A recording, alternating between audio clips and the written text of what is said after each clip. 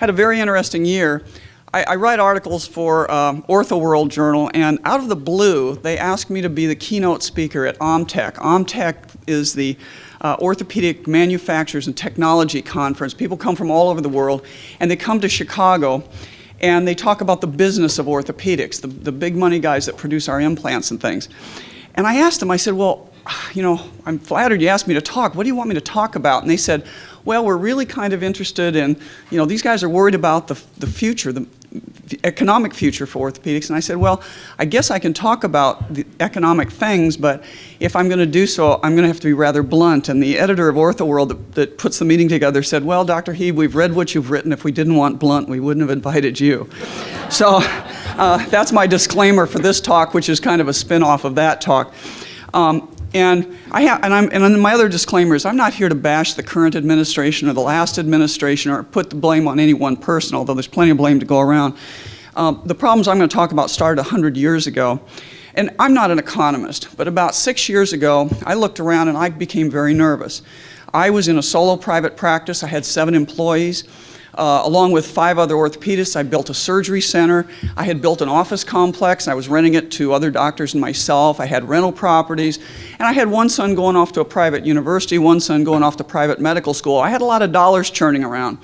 And I looked out over the horizon and I didn't see anything good coming. And I also saw my business colleagues in town kind of repositioning themselves for what they perceived was going to happen. But I realized I didn't know what was going to happen. I didn't, like many of you, I never studied economics in college, and I really had no sense of what was going on. So I decided to read everything I could. I'm a student, and I said, I can learn some of this, and I decided to read history and economics, and I set out to answer for myself 2 questions that may be helpful to you. I said, I wanted to know, first of all, what's the big picture? Because if you don't have a sense of what the big picture is, then you can't put things in perspective on a day-to-day basis. And the second thing is, how do I protect myself, my family, and my business in whatever's coming in the future?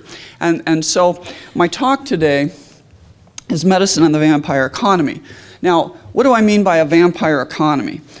And I didn't come up with that term, and I'm going to tell you who did a little later. It's very interesting. But a vampire economy is an economy in which gross overregulation and overtaxation is sucking the lifeblood out of its citizens. Now, think about it's a great metaphor. Like I said, I didn't come up with it, but it's a great metaphor. Think about every vampire movie you've ever seen. Well, what are the principles? The first one is that vampires don't prey on each other because they don't have what they need. They don't have real blood. And if you just, I know it's Saturday morning, and if you just woke up during this, the metaphor is government bureaucrat and vampire. You know, this makes sense of this whole thing. And similarly, government bureaucrats don't prey on each other because the government produces nothing, has no assets. Also, they don't prey on the dead because the dead are bloodless, and government bureaucrats don't prey on the unproductive. The only thing that vampires prey on are warm-blooded, productive, lively people like us. Now, there are only 2 ways that these movies end. In the first scenario, the vampires win. They take over the world, and they're just a few little enclaves of humans cowering under their desks in lighted spaces trying to survive, right? Now, in the second scenario, and I'm not here to suggest armed revolt, but in the second scenario, which is the better scenario, is the humans, they get rid of their petty differences, and they all get together and beat back the vampires and wall them up in the Carpathian Mountains and put signs out there saying we're never going to let these things out again. They don't get rid of all of them, but they keep them corralled. Now, the only problem with this metaphor is that we've already found out that you can wall up bureaucrats inside the Beltway, but they have, unlike vampires, they have the ability to suck blood at a distance, so that doesn't always work. Now, I had the opportunity of speaking in Colorado, and John Stossel was on the roster, and he made this point. He says, why is America the most prosperous nation on earth? He says, ask your high school student, and what would they say? Well, they'll say we have a democratic form of government. Yes, I know we're a representative republic, but we have a democratic form of government. But, you know, like the Philippines has a democratic form of government, but they're not an economic powerhouse. Natural resources. Well, okay, Russia has a lot of natural resources. The Soviet Union had a ton of natural resources, didn't really capitalize on it. Low population density. Well, okay, but we have about the same population density as Zimbabwe, which is not a known economic powerhouse.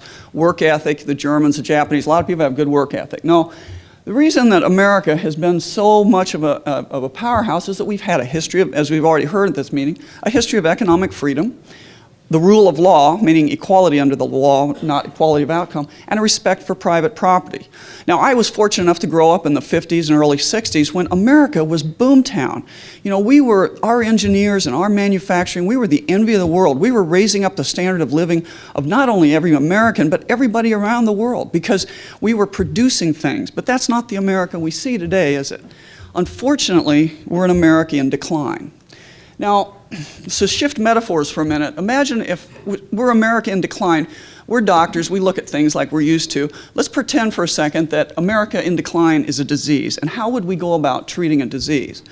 The first thing we have to do is correctly name the diagnosis. Now, you know, I've heard a lot of diagnoses about the American decline. I've heard it's Bush's fault, it's Obama's fault, it's the war in Iraq and Afghanistan, it's that we don't want to work anymore in America, it's overseas, jobs and things.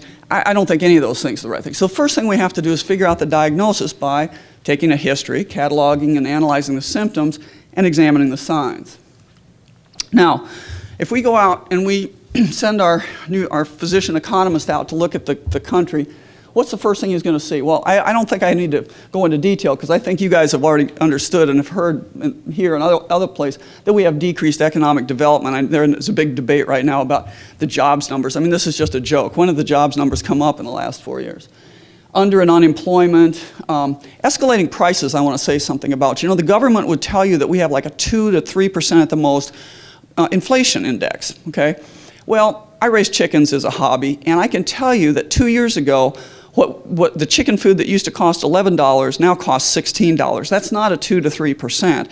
And anybody who buys gas and food knows it's not a 2 to 3%. The most scary thing I've really heard in the last few years is, I live in a small town in Iowa, 1,400 people. It was 1,400 people when I was 5 years old there. I mean, this place hasn't really changed. We're kind of in a time warp. My guy that runs a hardware store locally has been there for over 15 years. Again, the environment hasn't changed, but in the last year, he's had to hire another person just to reprice things because prices are changing so rapidly. I don't know about you, but I find that as a very frightening little piece of information. And of course, there's a diminishing standard of living. I mean, how many kids can't make it at their first job and live alone, so they're moving back in with their parents? And scary, there's a diminishing middle class. And the medical symptoms, how is this impacting us in medicine? Well, the first thing is we have a shortage of physicians. You know, there's not enough, or I can tell my specialty, there are not enough orthopedic surgeons to man our emergency rooms, and yet we have not increased any orthopedic training seats that I know of since 1987 when I was a resident. Again, central planning fails to figure out how many tractors you need, and the guys that think we don't need any more specialists have decided we're not going to train any more orthopedists. We only have 12,000 oncologists in the whole nation, in spite of the fact that we have an aging population and more technology that we can apply to cancer. Do you know we only train 300 general surgeons a year? I mean, we are in real trouble. There was an earlier talk that said we're about at this collapsing point. When everybody talks about the crisis in medicine, I think this is the one that's going to get us the most, because how many of us that are manning emergency rooms are over the age of 50? We are on the brink of collapse here. The other thing that is the shortage of necessities. For the first time in my 30 years in medicine, I have never seen this. A few years ago, we were out of tetanus toxoid for 2 months in the summer at a major trauma center. Just in the last few months, we were out of we're short. We almost had to shut down the operating rooms because of shortage of propofol. I don't know, maybe the private guys you can get it, but it wasn't because we didn't order propofol. It's not just for Michael Jackson anymore, it's to run your ORs, you know, and we couldn't get it. We were out of Valium in my hospital. We were out of Levaquin. I mean, there's a national shortage of everyday things. Pain catheters, I mean, all sorts of stuff. And that's something I've never seen before. And of course, there's an uncertainty of investment. You know, I've been telling people it's interesting to hang around at Surgeon's Lounge, and it used to be we used to sit around and talk about building things and stock markets, and then it became, then that discussion went away, and it was like, well, do we buy gold? And then it was not just do we buy precious metal, but which precious metal do we buy and what country do we put it in? I mean, it was really has gotten crazy. We have an escalating overhead, I don't have to tell you, with price controls, thank you, Medicare, and a fear of prosecution, which I don't also have to, I'm going to talk about in a minute. Now we've taken the history. Now we're going to send our economist to examine the patient, and he notices first that we have a government who administers the capitalist system with an immense bureaucracy and criminalization of violators. We've been the lead agent in that, as you know, with our over 140,000 pages and growing of Medicare regulation, but it's now hitting everybody. This is not what used to be just the rack. I love that term, by the way, the rack. You heard about that earlier also. It kind of sounds like the Spanish Inquisition, doesn't it? Or at least the Monty Python version. No one expects the Spanish Inquisition. And doctors don't expect to be hauled out in chains and prosecuted for billing fraud, which is just choosing the wrong CPT code. Well, we're not in this alone anymore. I guess that's the good. The bad news is we have it. The good news, we're not alone. This is the number of federal regulations added to the Federal Registry every year. Now keep in mind, when the United States was founded, the entire number of federal regulations was contained in 11 typewritten pages. If you type, it was called the Constitution. If you type that out today, it would be 11 typewritten pages. Now, this is not the total number of pages. In fact, the dean of the business school at Colorado Christian University said that he thought it was 53 feet of federal regulations now, is how many we have.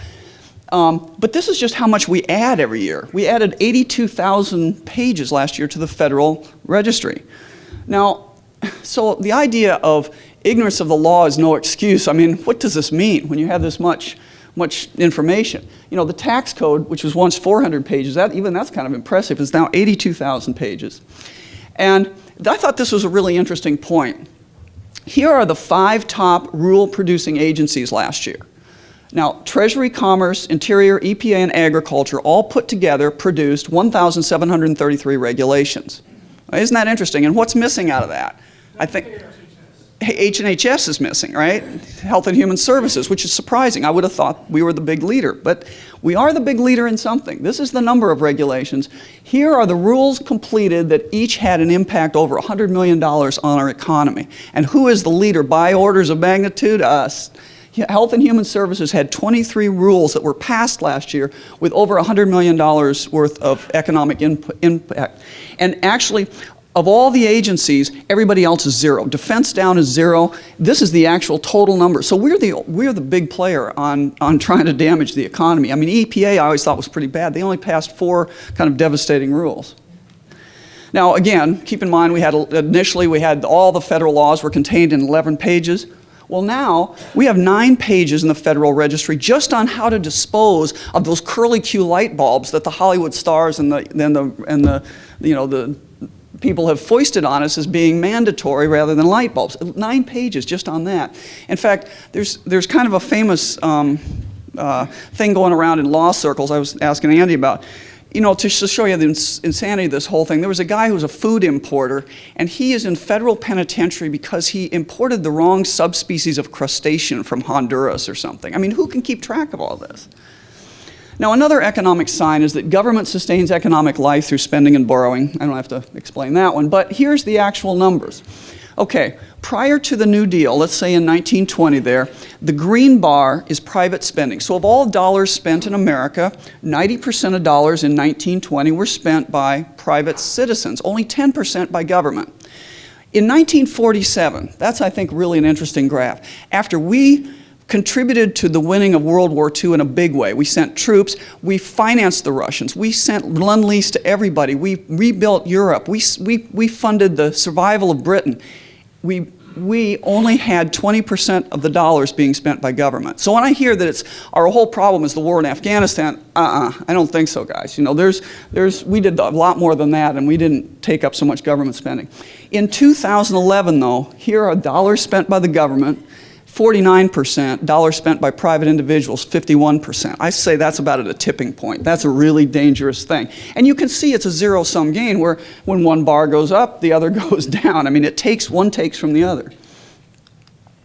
Another economic sign, which this is a new one that I just learned, is that producers are organized into cartels, some of which are favored over others by government policy. This is an official economic term called syndicalism.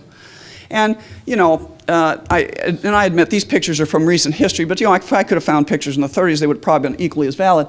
We love GM. When GM had problems and had a recall, it was very kind of hush-hush. But when Toyota had problems, big majors, we don't like Toyota as much. That's big front page news. Goldman Sachs, we're going to support you. Lehman Brothers, not so much.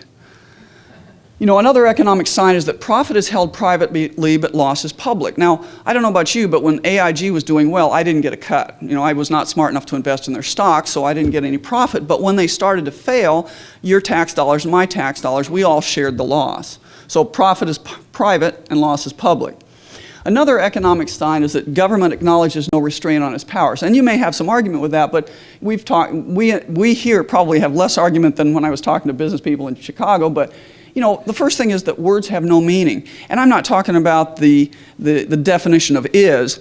You know, think about years ago, you can go back years. In the Depression, there was a famous court case called Wickard versus Filburn.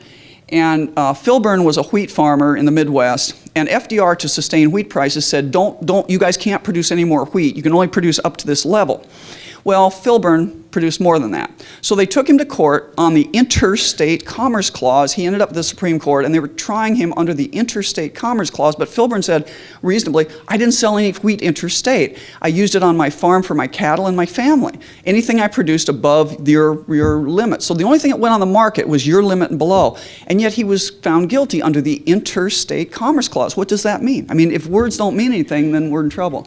And money from thin air, you know, I mean, we're now printing $43 billion a year. Oh, we're not printing it, Mr. Bernanke tells us, because we're using a computer to add zeros. But it's $43 billion every month now in perpetuity with no endpoint from thin air that's monetizing our debt. There's just no way to sugarcoat that.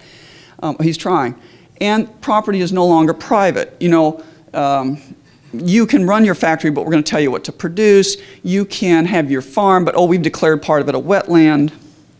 And of course, there was that Kelo decision about we're going to take your private property and give it to a bigger business that can pay more taxes. That was egregious. And then another economic sign, there's a general belief that only the state can protect the individual from unscrupulous businessmen. I mean, I don't know about you, but I'm tired of hearing of Enron and Bernie Madoff, as if these guys represented the entire free market, you know, but they're drug out every time we say we have to have government to protect us from those free market criminals. And another thing is there's a general belief that prosperity will follow a cultural and spiritual awakening. No, you don't need good economic policy, planning, and hard work. If we just all sing Kumbaya, get together, and kind of organize in the right direction and feel good about things, things are going to get better. So what's the diagnosis of our economy? Well, I still don't know. So I had to do what I would do in general in medicine. I called in the experts. And for this, I called in F.A. Hayek, a Nobel laureate from the London School of Economics, and William Welk, who was a Harvard economist. Now, I know those two are dead, but hey, if you can vote dead, I figure you can give me a consultation dead. And then Thomas DiLorenzo, who's very much alive from the Mises Institute, and I called them and I said, what's the diagnosis of our economy? Now, you may not like this term, but this term, the diagnosis, is an economic term. Unfortunately, it's used too often to denigrate your political opponent, but the term is fascism. We have, by definition, a fascist economy. And a fascist economy is one that's basically a public-private partnership. And there were three fascist economies in the last century: Germany, Italy, and Spain. So it isn't just jackbooted thugs killing Jews. That is not intrinsic to fascism, as the Spanish will show you. A fascist economy is characterized by vast regulations, violation of property rights, inflation, price controls, taxes, and criminalization of business activities. Exactly what we're seeing.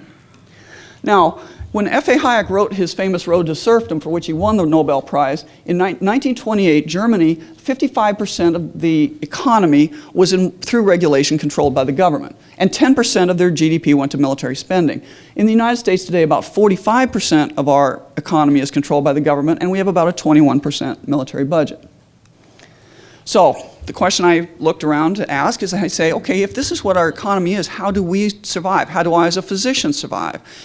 And I said, somebody in the last century must have lived through it. They all lived through it. Somebody must have been a businessman and written a book. And I found this book, and you can find it. I don't know if it's in print, but God Love the People at the Mises Institute, they've published it online. Very interesting book, and I highly recommend it. It's called The Vampire Economy by Günter Reimann. I don't know if Günter survived Hitler and the boys, but this is a really, really interesting book that he wrote in 1938. And it's called Doing Business Under Fascism. And this was the frontispiece to the book. This is what auto manufacturers in Germany had to do to get tires for their cars. And if you look at that, all the things they had to do. I mean, they had to go to the labor board, and they had to get purchasing certificates, and they had to go to the party secretary and grease some palms and everything. I looked at that and I said, oh my God, it's the FDA. You know, doesn't that remind you of all the stuff you have to do to get a drug to market? The difference is, it only took the German manufacturer 6 months from June to November. It takes the FDA 15 years, so at least the German fascists were a little bit more efficient. But that's really, I just think that's just classic. Now, how did it change business to be in this economy? Well, in a free market, in your business, what's the two big parts of your business? It's the sales manager and the purchasing agent, because that's what you do in a free market. You buy things and you sell things. But in a fascist economy, they kind of get shoved to the back corner of the building, and what takes over your business are public relations, your legal arm, and your government interface. Now, I didn't have time to do this, but I really wanted to do this. Just look at your hospital. If you guys go and work at a hospital, think about how it was when you first were medical students. You know, I was a medical student 30-some years ago. How much of it was business part and how much of it was patient care. In my hospital right now, I can tell you, and my last hospital, 250-bed hospital, I can tell you there were more, we bought outbuildings just for the administration. We have morphed into this kind of small patient care area, huge business area as an example of this, because we have a public relations arm, we have huge government compliance interface. All the businesses back then had to hire a contact man, somebody who'd been somebody who knew how to get through government. And how many of our Fortune 500 companies do not have a former politician on their corporate boards? I will bet you none, because you've got to have some way of getting through the wickets. Companies join together for safety. So the small companies that can't have their own legal arm, they get together and they got their own legal counsel to try and deal with the government. And they also banded together to lobby and appease the government, and I'm going to tell you that didn't work. It never works, and it's not working today. The other thing is they would camouflage personal benefit. You know, they would make a profit, but they didn't want to say we're doing this to make a profit. They would say we're doing it for the Volk. We're doing it for the good of society. You know, in the German situation, I'm sure that Porsche made money off the Volkswagen, but he named it the Volkswagen and said we're doing this because we want every German to have a car. This is the people's car. We're doing it for the Volk. And Conrad Hilton, are you kidding me? He didn't stop changing your towels every day because he was really concerned about the environment, did he? He did it because he's saving himself a shit pot full of money, you know? I mean, it's just absurd, you know, and you can find a bunch of examples. You start looking, you'll see a bunch of examples of this, but see, they're feeling they need to appease the government, so they come up with these reasons. And then they found, the businessmen in Italy and Spain and Germany found that there was an economy of coercion where they were forced to invest in things.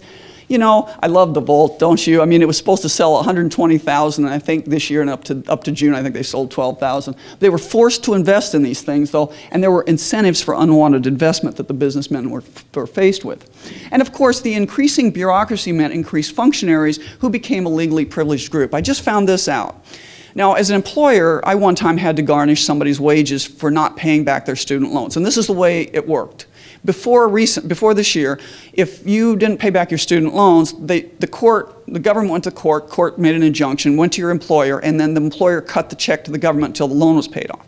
Now, they go to your banker, and your banker takes it directly out of your bank account unless, if your check comes in with an XXXX prefix, that means it's a government check. You're on a government pension or you're a government employee, and they can't touch that. So we have a privileged class, in many ways, but I just thought that was the latest one I've heard about. And fascism produces two types of businessmen, or it did back in the 20th century. It produced those people that just couldn't cope. You know, all these regulations were swirling around, and they were afraid that at any new extortion, they were going to go out of business. And a lot of them, you know, took to alcohol, committed suicide. There were just a lot of bad things that happened to businessmen. But it made a new set of heroes. And, you know, we used to think of the Horatio Alger story business hero as somebody that invented the better widget, worked really hard, produced it, and made a fortune, right? But under a fascist economy, that's not what makes you a business hero. What makes you a business hero is being able to skirt the regulations. You know, it's kind of on the edge of the black market, so you know how to do it.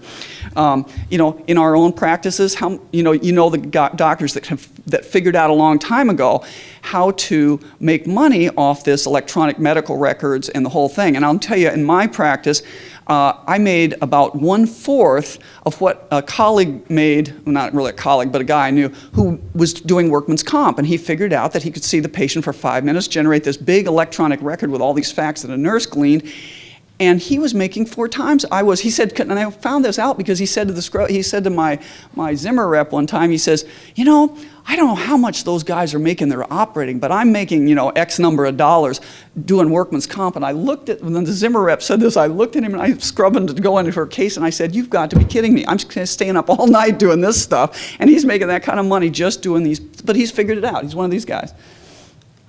Anyway, when all else fails, give up and join the government. We heard, I think, from Dr. Brown, she had friends that gave up and joined the government, or they didn't join. How many people know somebody who's become a reviewer for an insurance company? And this is another fascist characteristic. It's pragmatism over principle. I don't think these guys are the good guys, but I can't do it on my own. I'm just going to join them. Now, what was the outcome? Well, at first, the outcome was a good one, because in Italy, Spain, and Germany, and actually Portugal was a fascist economy too, the government safeguarded big business and avoided bankruptcies. They bailed out the companies, and that's what we see today. And companies who couldn't compete because their widget wasn't quite as good as the other guy, they could go and grease the right palm and be given a government contract. We also see that today. So they could get party members. But how did it all end up? And I think this is the point I'm getting to, is the point here, is that they gave a lot of money. These companies gave a lot of money to all sorts of people. And in the end, not only did they lose their economic freedom, which they recognized happening to themselves, but they lost all their freedom. They lost their sons and their daughters, and they lost their homes, and many of them went to jail. Now I want to talk for a minute about I.G. Farben, because I think this is really the lesson for our time. And this is a good book, Hell's Cartel, but there's several books written about I.G. Farben. I.G. Farben was initially, because the chemical industry in this world started as a dye corporation. People discovered aniline dyes, and from that the modern chemical industrial corporations were formed. And I.G. Farben in 1928 was the largest, I think it was the largest corporation in the world, but at least it was the largest chemical conglomerate. And it owned a lot of little, like Bayer Aspirin was a sub business in it, Agfa Film. There were just a lot of chemical businesses that are still famous today that were part of I.G. Farben. There was a company at I.G. Farben called Degish, and Degish was an insecticide producer, and it produced a few hundred pounds a year of a certain insecticide called Zyklon B. At the end of World War II, at the Nuremberg recounting, they discovered that 85% of this company's income had come from producing Zyklon B. Now, Zyklon B is an insecticide, but as you know, it was the gas that was used to kill people in the death chambers. How did this company, did you think overnight they just decided we're gonna get into this? No, they started out as a real company doing real things to help farmers. But when the government came around and it put money on the table and it said, we're gonna give you some money, all they had to do was pick it up and produce this stuff, and it was great money, so they picked it up. And then a little farther down the road, there came some regulations, and they didn't really like those regulations, but they just plugged their nose and they kept picking up the money until one day they realized they knew where this was going, because Otto Ambros here would go to Auschwitz, he would trip over people dying of starvation in the death camps to go measure for the new Bunda plant. You know, they knew what was going on, but they couldn't stop because they would have gone under. I mean, they got themselves to a point where their entire income came from something that was very evil, but they were obligated, they thought, to keep their company going. Now, I gave a talk to my hospital board the other day, and I mentioned this, and I said, you know, how much money comes from government to our hospital? And most hospitals, it's about 70 to 75% of federal money comes to support hospitals. What happens when tomorrow they tell you, okay, you've got 75% of your income comes for us, and they've been giving us regulations which we're starting to have to plug our nose about, right? What happens when they say, you can no longer transport an 85-year-old to a higher level of care? We're not going to allow that. Oh, and by the way, now we're not going to allow you to take care of an 85-year-old. Oh, and maybe now we're not going to do it for 80-years. See, they're not going to do it like all of a sudden. They're going to do it very gradually. But now you're economically dependent. And the first thing I would say to anybody is don't put yourself in a position to be economically dependent so you can't switch on a dime and avoid producing Zyklon B. Keep yourself open to other products. You know, that's number one.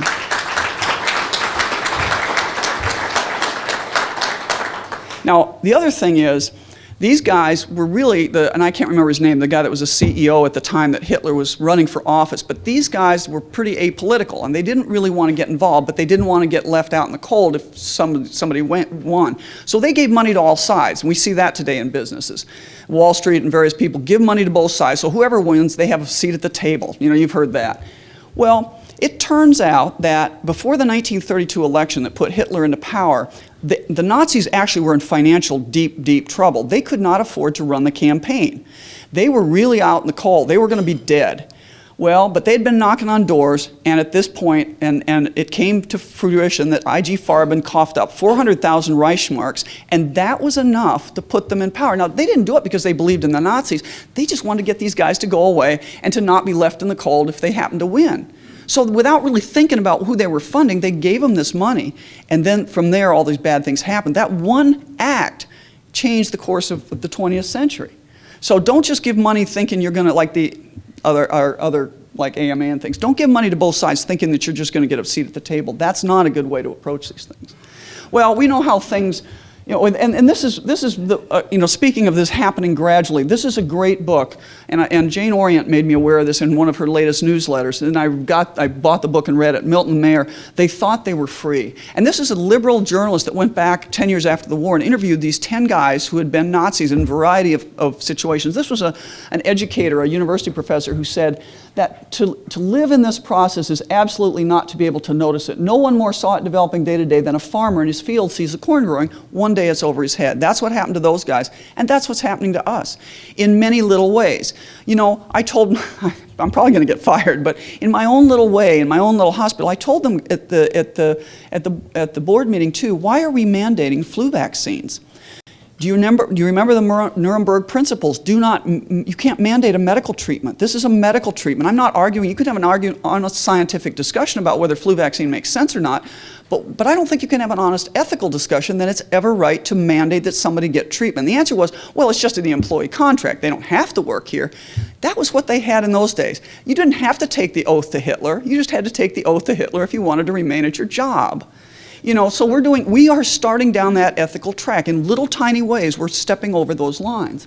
Anyway, and they had this great phrase, this guy in the book mentioned this, he says, you know, principius obsta finem respice, resist the beginnings and consider the end. But as this guy said, one of the Nazis back then, the university professor, he said, the problem is that you couldn't convince yourself that these really were the beginnings. You couldn't see the future, but now we can. We've had this history.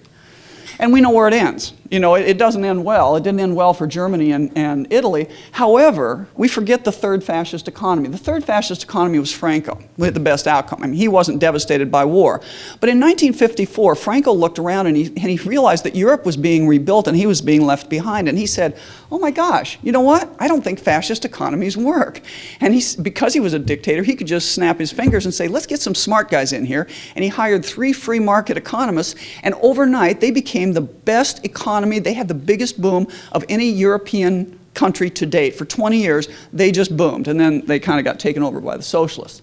So here's my conclusion. My conclusion is that we're at a tipping point, and without general economic reform, even if you don't take Medicare, you're swimming in a sea of an economy that has to produce the goods for you to produce the services. And that's what's at risk here, as we start to lose things that we need to produce medical care. And without general economic reform, we can't maintain quality medical care, and that economic reform really means decreasing government. There's no way around that.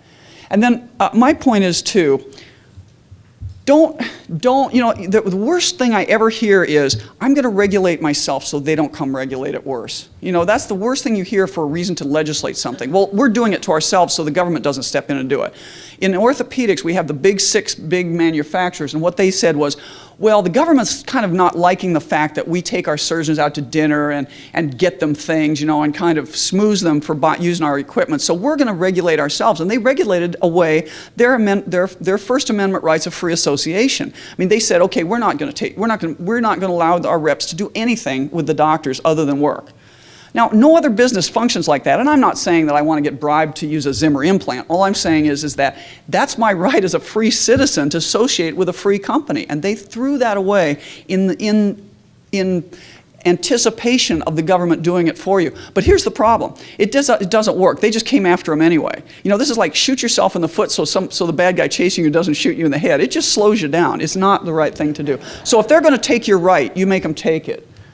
And the other thing is, on a practical note, I think in medicine, and I told this, my son's a second-year medical student, and we talk about this. And my father said this to me too. He says that you need, when you're looking at the potential for us to go the wrong way here, you know what they're not going to take care of in the future. They're not going to take care of pain and the things that alleviation of suffering. That's not what they really care about. They're going to have to take care of bleeding in the streets. So I told my son, he's interested in anesthesia, so I think he's going to be okay. But this is probably not the time to think about being a plastic surgeon if you're a medical student. And if you're a company, I would rather be producing femoral nails, not pain implants. But I think the most important thing is to stay lean and mean and be able to switch on a dime. You know, they're coming out with these, Dr. Harris talked about DVT prophylaxis, which is a great example of what used to be suggestions by the government of how to do things is now becoming mandates. And as these mandates become more onerous, I don't think you want to be in a position where you find yourself doing things you don't think are right or that are evil, because now you're economically dependent on this income. In my situation, I mean, hip fractures, they were saying we had to anticoagulate everybody. There's sometimes you don't have to do that.